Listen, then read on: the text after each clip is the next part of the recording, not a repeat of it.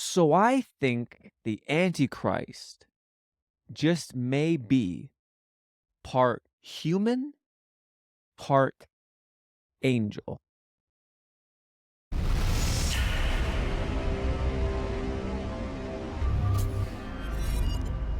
What's up, everybody? Welcome back to another video. Hope you're all doing awesome today. In this video, I want to talk about a very interesting subject that deals with the Antichrist. And I know in our culture today, there's so much talk about the end times and are we in the end times and all that. And I was actually preparing for my next podcast episode, which is coming out in 2 days. I'm recording this video Wednesday, March the 6th, Friday, March the 8th. Episode 31 will be released. Stay tuned for that. But I was preparing for that, and I'm dealing with similar stuff that we'll be talking about in this video. And a thought struck me. And so I thought, you know what? I need to make a smaller video just to prime the pump of people. I think it's a super fascinating idea. And I've heard this thought, but it never really struck home, didn't really get on the inside of me like it did the other day. And the thought is this: what if the Antichrist is not just going to be some human dude, but what if the Antichrist is going to be part human, part divine, or part angel? Now, some of you may be thinking that, what? Like, that sounds insane. That sounds crazy. Like, what are you talking about? Well, there is biblical precedence for this idea in the scriptures. And so come with me before you make your judgment. Call me crazy. Let's go on a little journey through some verses in the Bible, and let me just briefly make this case. And so to start, we're going to go to Genesis 3:15. Now, to set up context, this is right after Adam and Eve ate the forbidden fruit from the forbidden tree, and God is then pronouncing judgment on Adam and Eve and the serpent. And so this is part of the judgment on the serpent. And God says this. He says, I will put enmity between you and the woman, and between your offspring and her offspring. He shall bruise your head, and you shall bruise his heel. Now, this is ground zero for the beginning of what we call spiritual warfare. The great cosmic battle between the devil and his entourage, and between God and his people. The devil against humanity starts here.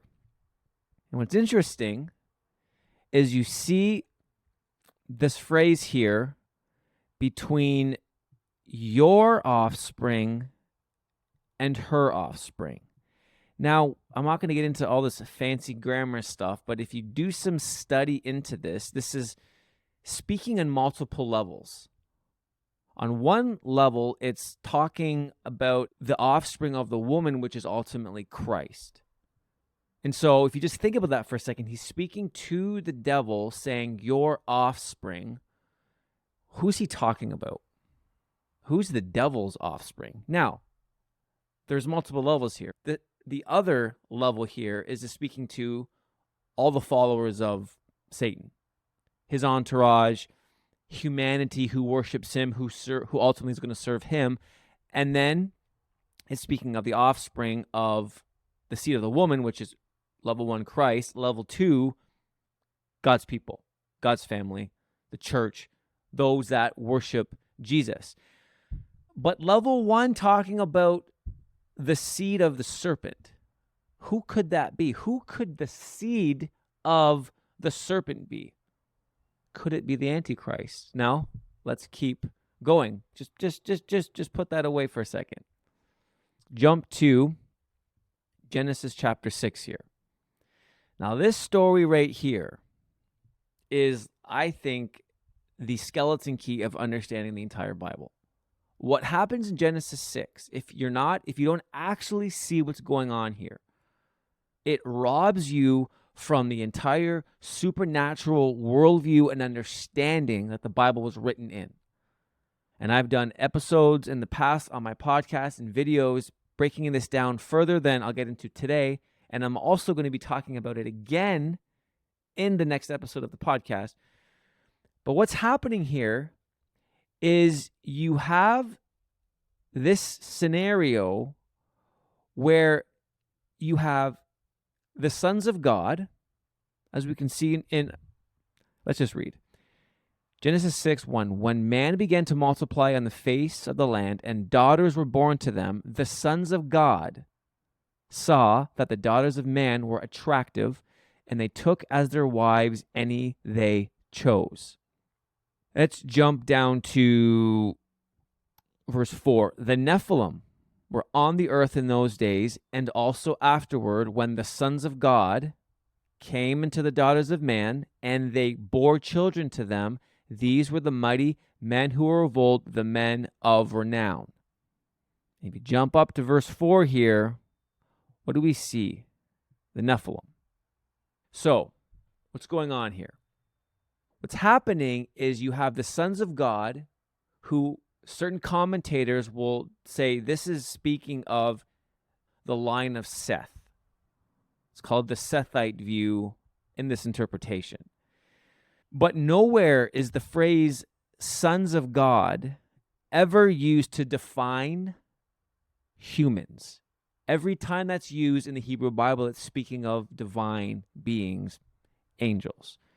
And so what you have here is you have the sons of God, angels, coming to earth, procreating with human women, thus creating a hybrid offspring known as the Nephilim. Part human, part divine. And we see this happening before the flood. And as we can see here, it's happened after the flood as well. So before the flood and after the flood, you have these divine beings coming to earth, taking women, making babies, making human hybrids called the Nephilim. Part human, part divine. Think about that. Part human, part angel. And again, I go a lot deeper into that in previous episodes of my podcast, and I'm going to be diving deeper into that on the next episode of the podcast. But for this video, just track with me. Human, angel, hybrid. Now, let's jump to 2 Thessalonians chapter 2. And we'll go to verse 4 here. This is speaking of the Antichrist. And verse 4 says, who opposes and exalts himself, speaking of the Antichrist, against every so-called God or object of worship, so that he takes his seat in the temple of God, proclaiming himself to be God. So you have this figure exalting himself, receiving worship, putting himself in the place of the God of the Bible, the place that rightfully belongs to God and God alone. You have this figure doing that. Then let's jump down to verse 9. Paul says the coming of the lawless one is by the activity of Satan with all power and false signs and wonders. So you have this lawless one, this Antichrist figure coming by the activity of Satan. So in Genesis 3, we have the seed war beginning, the descendants, the offspring of the serpent and the offspring of the woman, level 1. Right? You have the devil versus Jesus. Level 2, you have the followers of the devil, the followers of Satan, the followers of Jesus, people of God. But level 1 again, when in terms of the seed of the serpent, if you want to interpret that as a literal seed, something that's done, as we see here, by the activity of Satan, you combine that with Genesis 6 and the hybrid creation of fallen angels mating with human women, creating hybrids, kind of fits together there. And if you do a little bit of research into Satanism, I'm talking about the hardcore Satanists, like the real deal.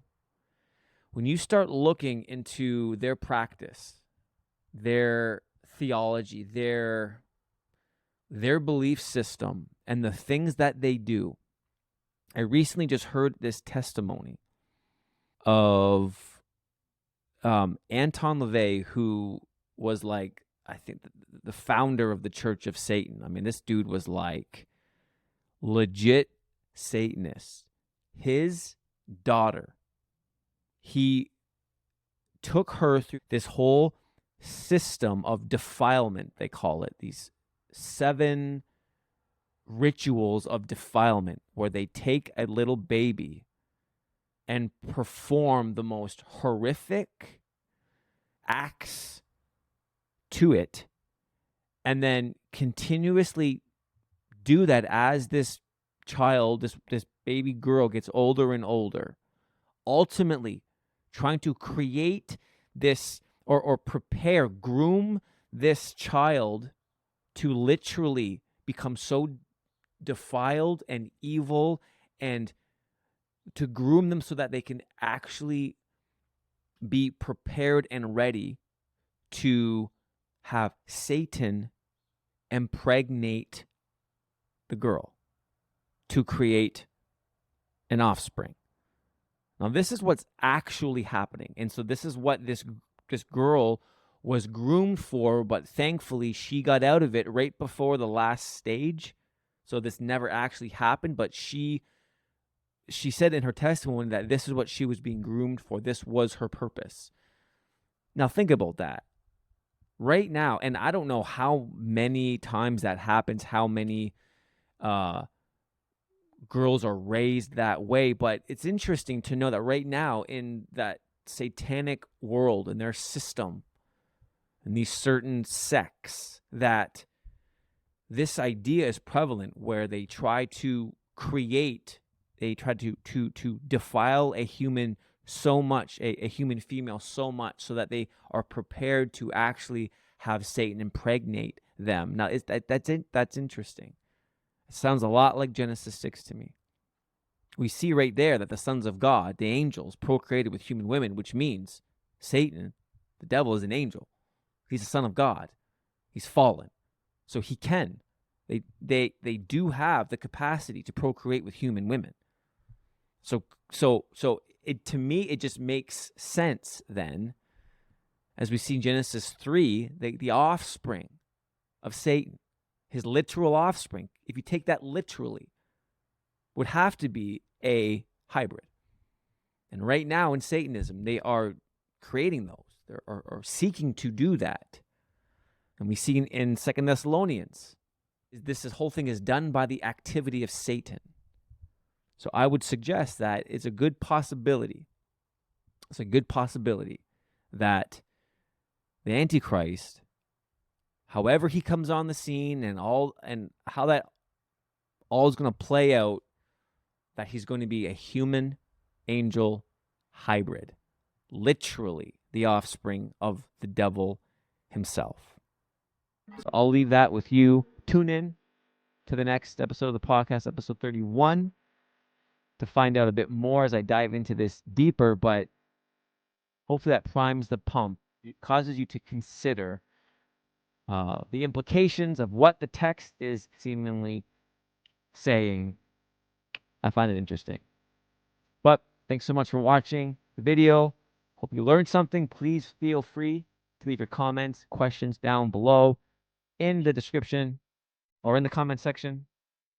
And we'll see you all in the next video. Much love. God bless.